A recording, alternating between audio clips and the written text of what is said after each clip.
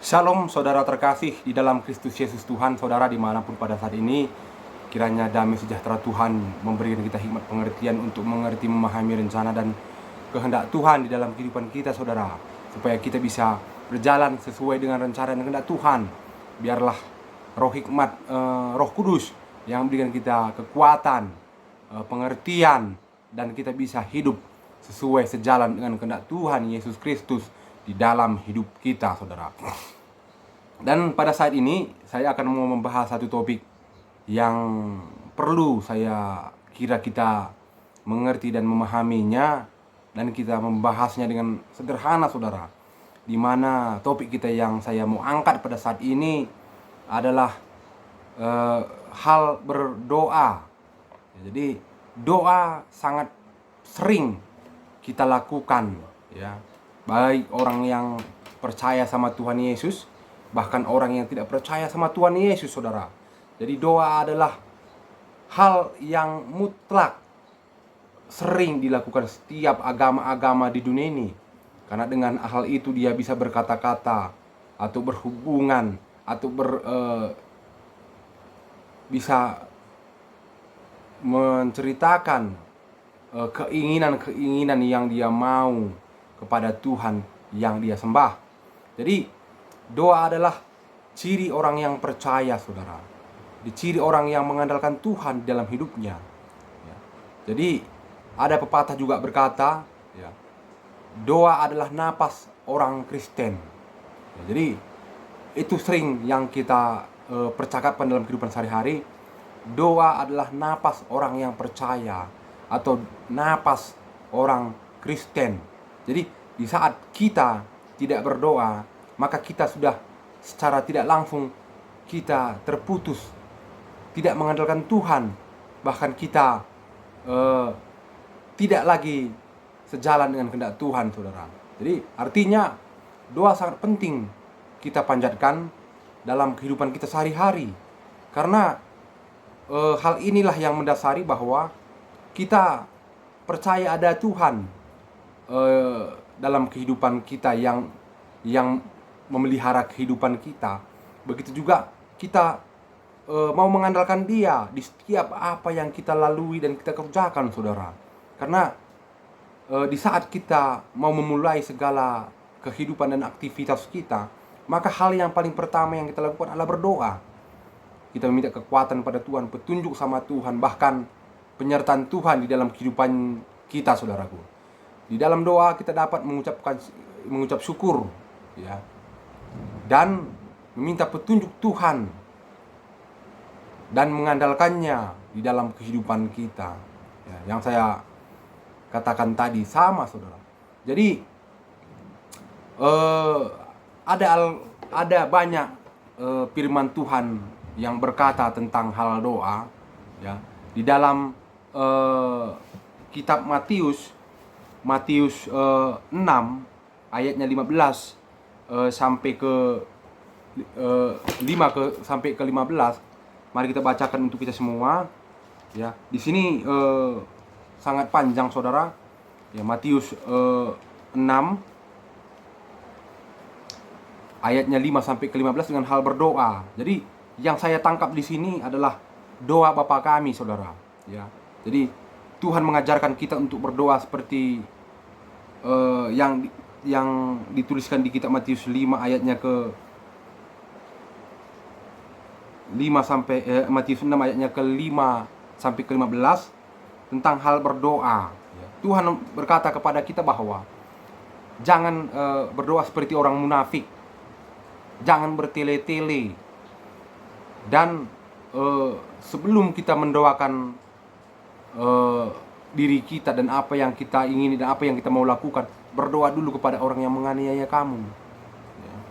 Jadi Tuhan mau kita mendoakan, mengampuni mereka, saudara. Dan di sini juga Tuhan berkata, diajari kita dengan hal doa Bapa kami, ya. Jadi ini yang kita harus pahami, saudara, ya. Supaya lebih lengkapnya lagi, saudara bisa membacanya di kitab Matius 6, ya, ayatnya ke-5 sampai ke 15, saudara. Jadi dan di situ juga ya, Tuhan mau kita mengandalkan kehidupan Tuhan di dalam kehidupan kita, saudara. Seperti rencananya dan kehendaknya di dalam kehidupan kita, supaya kita bisa selaras dalam hidup kita, berjalan dalam kehendak Tuhan, dan kita berdoa sesuai dengan kehendak Tuhan, saudara. Jadi dalam hal berdoa, apakah kita mengandalkan Tuhan di dalam kehidupan kita atau tidak. Jadi di sini akan kelihatan, saudaraku. Jadi begitu juga dengan doa itu bukan sekedar untuk memuaskan hawa nafsu kita, saudara. Ya, bukan maksudnya aku berdoa untuk mendapatkan ini supaya keinginanku tercapai dan keinginanku terpenuhi. Jadi bukan hal itu juga. Dan di saat kita meminta, kita berdoa supaya kita bisa mendapatkan dunia ini, saudaraku.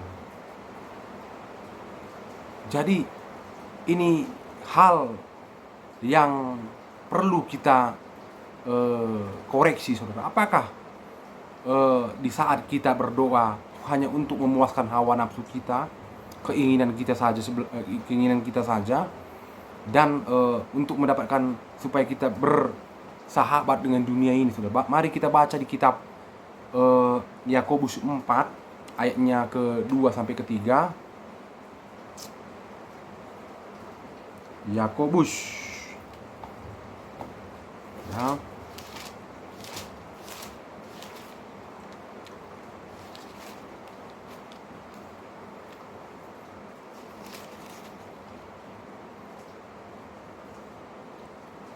Saya akan bacakan kepada kita semua Yakobus 4 ayatnya yang kedua sampai ketiga. Kamu mengingini sesuatu tapi kamu tidak memperolehnya. Lalu kamu membunuh, kamu iri hati tetapi kamu tidak mencapai tujuanmu. Lalu kamu bertengkar dan kamu berkelahi, kamu tidak memperoleh apa-apa karena kamu tidak berdoa. Atau kamu berdoa juga tetapi kamu tidak menerima apa-apa karena kamu salah berdoa, sebab kamu minta itu kehendak kamu habiskan untuk memuaskan hawa nafsumu. Ya, jadi di sini Tuhan berkata bahwa kita berdoa karena kita ingin memuaskan hawa nafsu kita, saudara. Ya. Dan doa kita yang tidak dijawab karena tidak selaras dengan keinginan dan kehendak Tuhan dalam kehidupan kita. Dan begitu juga karena segala hal yang kita doakan itu hanya untuk kepentingan diri kita, saudara. Jadi di sini Tuhan tidak menjawab doa kita karena hal demikian. Ya. Jadi dalam hal berdoa tadi, saudara, kita juga jangan khawatir. Bisa dibaca di kitab Filipi 4:6 sampai yang ke-7. Jangan khawatir apapun yang kau doakan. Dengan ucapan syukur, damai dengan Allah, pasti Allah akan memelihara hati dan pikiran di dalam Kristus, saudara. Jadi kita berdoa, setelah kita berdoa kita serahkan seluruhnya kepada Tuhan. Apa yang menjadi yang kita doakan, yang kita mau gumulkan dan kita mau tuju, saudara, supaya segala halnya apapun yang kita nanti lalui, kita percaya bahwa setelah kita melaluinya, kita walaupun terkadang gak sesuai dengan kehendak kita, tapi kita percaya bahwa ini yang terbaik untuk kita yang diberi Tuhan kepada kita, saudaraku. Jadi jangan khawatir dengan hal apapun, walaupun terkadang doa itu gak dijawab dan kita udah sungguh-sungguh mengikut Tuhan. Mungkin doa kita yang kita minta mungkin bisa sewaktu kita mendapatkannya kita semakin jauh sama Tuhan. Dan begitu juga di saat kita tidak mendapatkannya, kita malah semakin bersungguh-sungguh mencari hadirat Tuhan, saudara. Jadi hal ini sangat perlu kita pertimbangkan Jangan khawatir tentang masa depan dan dengan apa yang kita doakan, walaupun kadang-kadang itu belum tercapai. Begitu juga berdoa kita, saudara, tetapi kita meyakini bahwa segala halnya adalah kehendak Tuhan yang jadi. Di saat doa kita yang kita panjatkan, yang kita ingini untuk Tuhan jawab, tetapi seperti Yesus Kristus berdoa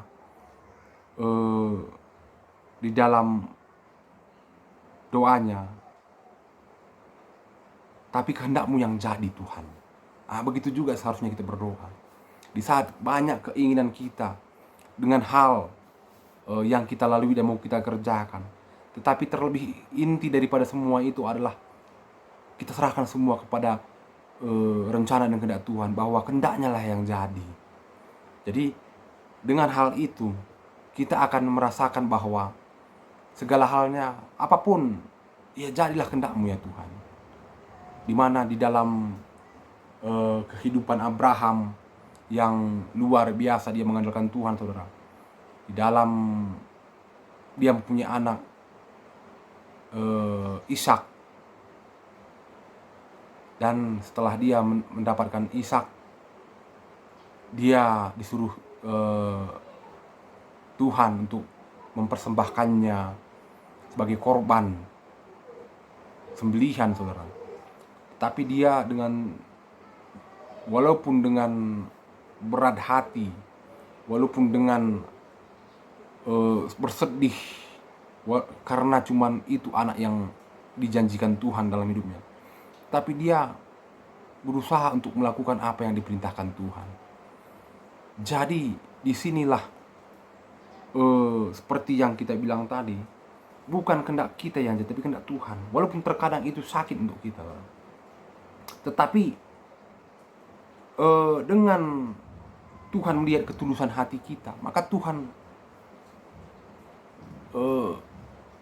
memberikan hal yang lebih baik lagi. Bagaimana Ishak dan keturunannya, sampai kita ke orang yang percaya pada saat ini akan mendapat janji yang diberikan Tuhan untuk kita, saudara.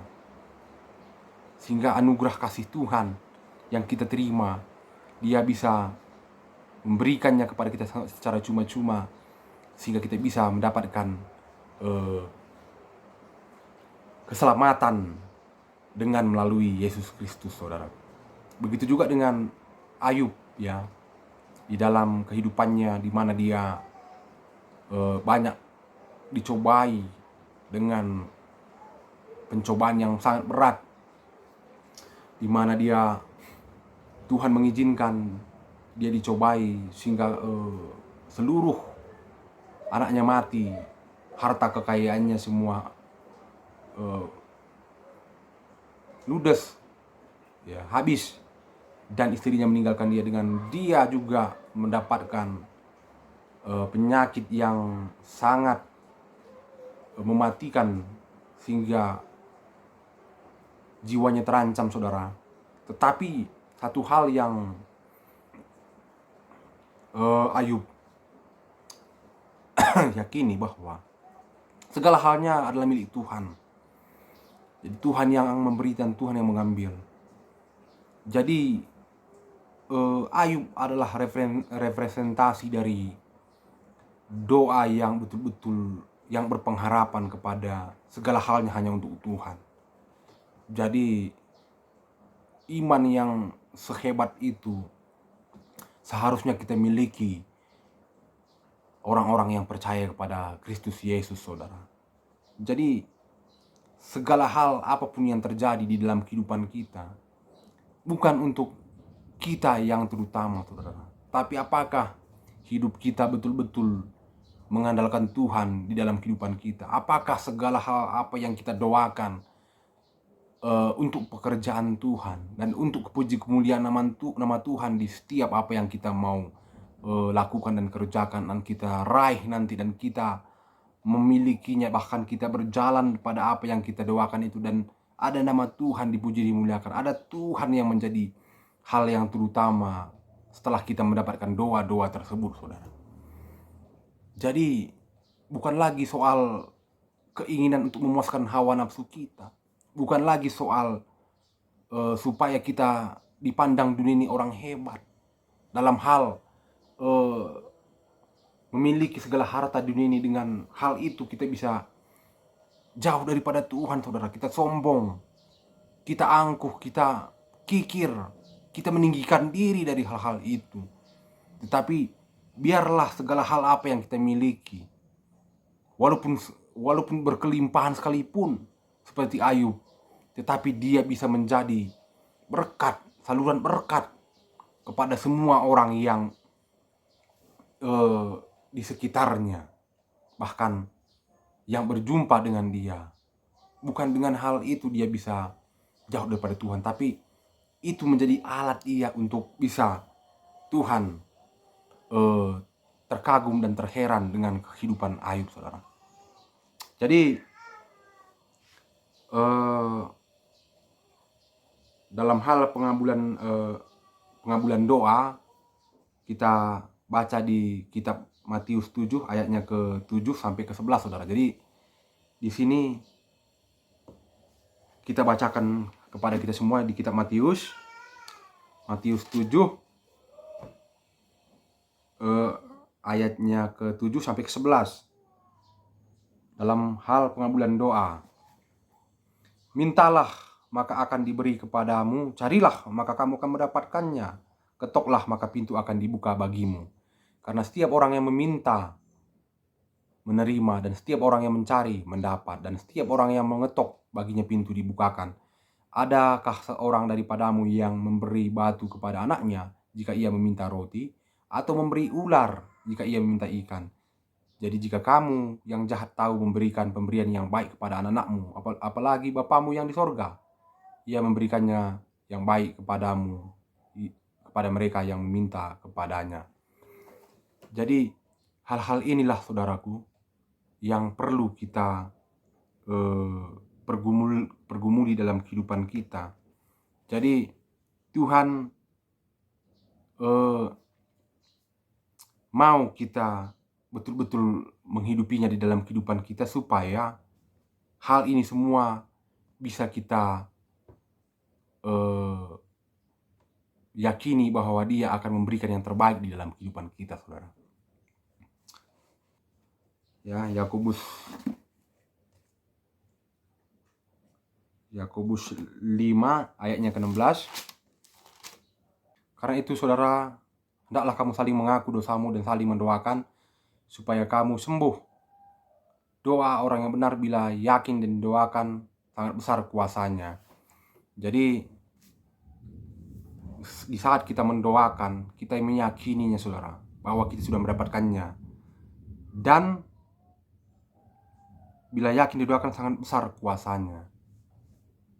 Hal itulah yang harus kita yakini. Kita yakin dan percaya, apakah di saat kita berdoa dan kita minta kepada Tuhan, dan hal itu bisa menjadi kita memuji meninggikan nama Tuhan dalam kehidupan setelah kita mendapatkannya. Dengan hal itu kita bisa